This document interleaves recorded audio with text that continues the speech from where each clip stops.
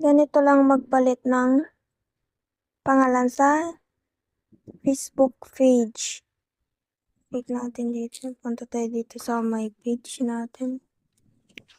Settings. Taas natin. Hanapin natin ang page setup. And ito. Ayan, dyan. Nakatapat na. Click natin yun. And then, dyan sa may kalagay na name. Then, palitan natin ito.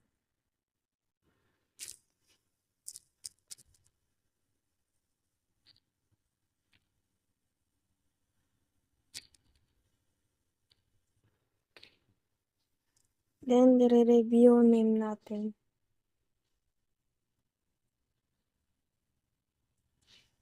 Then, so if you change your name, you can change it again for 60 days. So, kailangan, kapag nakapag-change ng name ka na dito, kailangan after 2 months bago makapagpalit ulit ng pangalan. Then, dito tayo, submit for approval.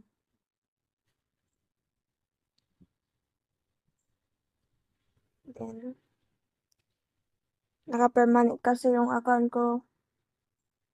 Kaya kailangan ng approvement.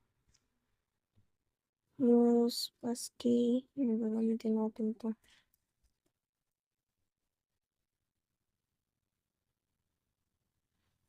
So, ayan. Ayan, oh. Edit page name. If you change the name, you can change it again. So, ayan, napalitan na natin yung pangalan ko.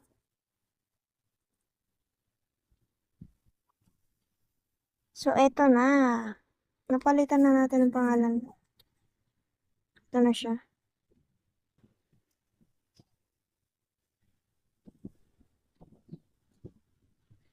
Ganun lang kadali ang magpalit ng pangalan, guys.